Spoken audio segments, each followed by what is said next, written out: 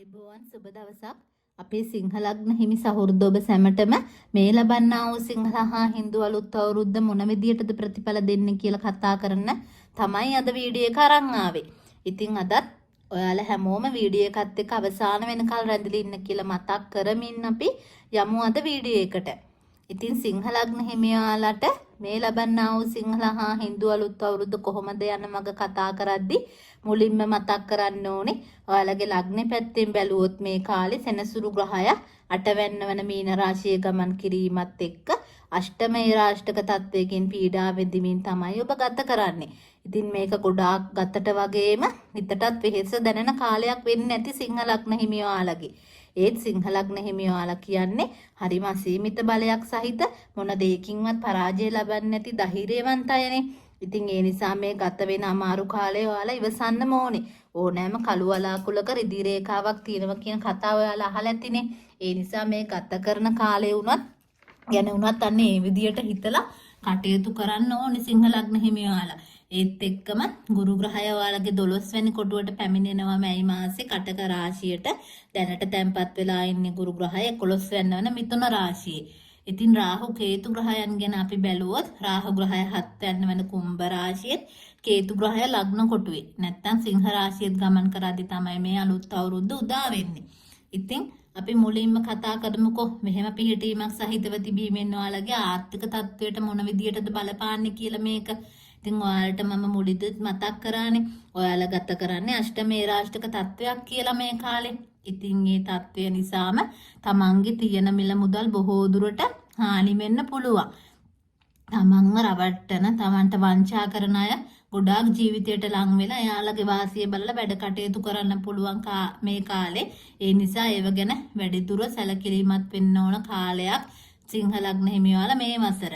ඉතින් ඒත් එක්කම අලුතෙන් දෙයක් කරන්න හිතන් ඉන්නව නම් අපි හිතමුකෝ දැන් අලුතෙන් බිස්නස් එකක් පටන් ගන්න ඉන්නවා කියලා නැත්නම් ඉඩමක් ගන්න ඉන්නවා ගෙයක් හදන්න ඉන්නවා වාහනයක් ගන්න ඉන්නවා කියලා සිංහලග්න හිමියෝ කවුරු හරි ඉතින් ඒ වගේ කිසිම වැඩකට ඔබ අත ගහන්න හිතන්න එපා මේ කාලේ. ඒ වගේ දේවල් වලින් ඔයාලට පාඩු සිදු වෙන්න ගොඩක් ඉඩ වැඩි බව මම කියන්න කැමතියි. මොකද ඒ රාෂ්ටක තත්වයක්නේ ගත කරන්නේ. ඉතින් අගහිඟ කම් වලින් උනත් ජීවිතේ ටිකක් වැඩිපුර අගහිඟ කම් උනත් දැනෙන්න පුළුවන් කාලයක් මේ කාලේ සිංහලග්න හිමියාලට. ඒත් ඒවා විසඳ ගන්න ඔබ උපායශීලීව කටයුතු කරොත් හැකි වෙන බවත් කියන්න කැමතියි.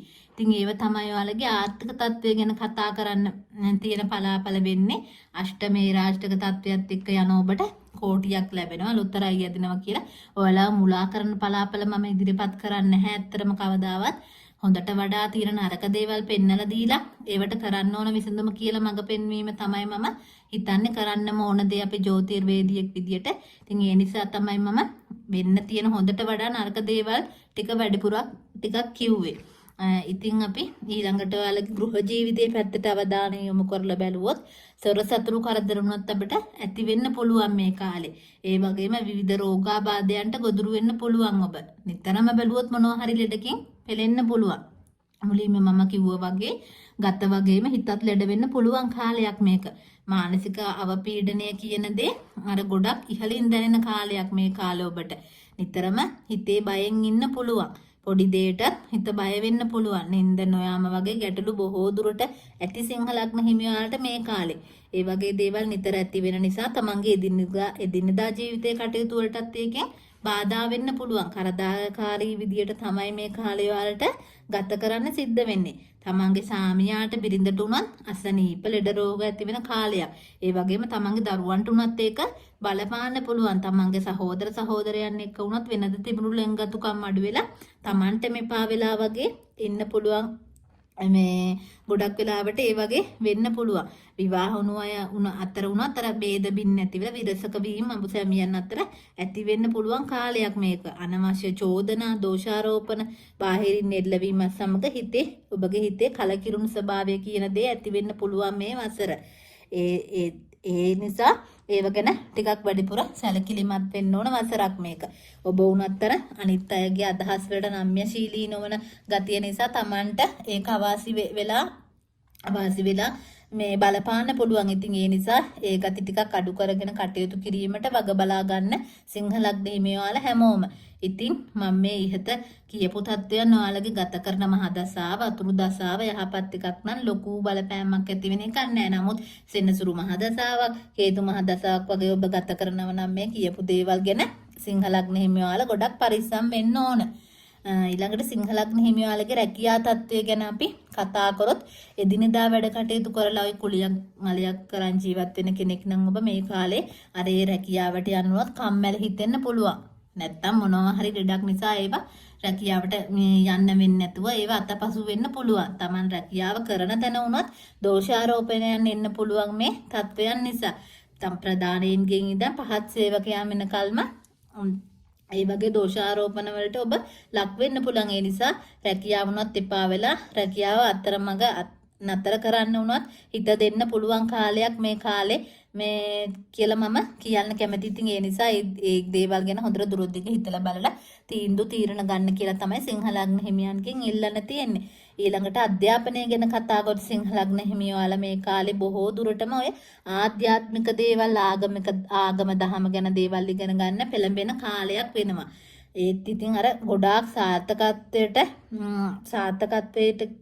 යන තත්වයක් මේ ඒ වගේ ගොඩක් සාර්ථකත්ව වෙන්න පුළුවන්. මොකද කේතු පළවෙන්න ගමන් කරන නිසා ආධ්‍යාත්මික පරිශ්‍රණ බණ භාවනා ආදී උනත් කරගන්න ගොඩක් හැකියාව ලැබේ ඔබට මේ වසර. හැබැයි අර තරඟ විභාග වලට උනත් මුහුණ දෙන දුවා දරුවන් ගොඩාක් උත්සාහ කිරීම තුලින් පමණයි ඔයාලට ඒ වගේ ප්‍රගතියක් ලබා ගන්න පුළුවන් වෙන්නේ. ඊළඟට අපි ශරීර සෞඛ්‍ය ගැන අවධානය යොමු කරොත් සිංහ ලග්න හිමියාලගේ හැමේ රෝග ඊළඟට Taman තරබාරු බව නිසා හරිම අවලස්සන පෙනුමක් වගේ ඔබට ලැබෙන්න පුළුවන් මේ කාලේ. අවයව පණ නැති වීම වගේ දේවල් වුණොත් සිද්ධ වෙලා ඔබව ශල්‍ය කර්මයන්ට භාජනය කරන්න සිද්ධ වෙන්න පුළුවන්. ඒ නිසා ඒව ගැන ගොඩාක්ම සැලකිලිමත් වෙන්න වෙලා වෛද්‍ය උපදෙස් ගැනීම වඩාත් යෝග්‍යයි කියලා කියන්න පුළුවන් ඔයාලට.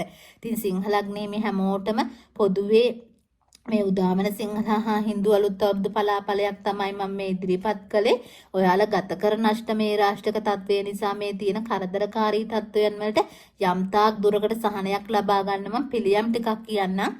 ඒ පිළියම් ටික කරගන්න සෙනසුරාදා දිනවල කපුරන්ට එළඟ තෙල් මිශ්‍ර කිරිබත් ලබා දෙන්න එක ගොඩක් හොඳයි. ඔයාලට මේ අෂ්ටමේ රාෂ්ටක තත්වය මගහරවා ගන්න. ඒ වගේම සෙනසුරාදා දිනවල නිර්මාංශ වෙන්න උත්සාහ කරන්න. ඒ වගේම සෙනසුරාදා දිනවල බෝධි පූජා තියන්න. ඒවත් ගොඩාක් හොඳයි ඔයාලට මේ තියෙන තත්වයට. මේ ඊළඟට ආබාධිත අසරණ අයට Tamanට පුළුවන් විදියට Tamanට පුළුවන් මොනවා හරි පොඩි දෙයක් වුණත් කමන්නේ. ඒ දේවල් වලින් ඔයාලට උදව් උපකාර කරන්න. ඊළඟට විෂ්ණු දෙවියන්ගේ ආශිර්වාදය ලබා ගන්න විෂ්ණු දෙවියන්ට බාරයක් වෙන්න. ඒ වගේ දේවල් කරලා ඊළඟට පන්සලකට පෙරහන් කඩ පූජා කරන්න. ඒකත් ගොඩක් හොඳයි ඔයාලට මේ තත්ත්වය මගහරවා ගන්න. ඒ දේවල් කරලා බලන්න ඔබට අර මානසික නිදහස් බවක් හරි යම් තාක් දුරකට දැනේවි. ඉතින් මම හැමදාම කියන වගේ මේ කියපු තත්ත්වයක් අපේ කේන්දරේ ග්‍රහ පිහිටීම් බල දුබලතා මහදසා කාල ඒ වගේ දේවල් අඩුව වෙනස් වීම ඇති වෙන්න පුළුවන්. පලාපල පොදු පලාපලයක් වන නිසා. ඉතින් මේ වගේ ජ්‍යොතිෂ සම්බන්ධ වැදගත් දේවල් දැනගන්න කැමති කෙනෙක් නම් ඔයා මගේ channel එක subscribe කරලා like කරලා comment කරලා දිගටම channel එකත් එක්ක එකතු වෙන්න කියලා ආරාධනා කරනවා. එහෙනම් ඊළඟ කන්‍යා ලග්න වීඩියෝ එකෙන් හමු වෙනකල් සමු ගන්නවදට සිංහ ලග්න හිමියාලට සුබම සුබ අලුත් අවුරුද්දක් වේවා. ආයුබෝවන්.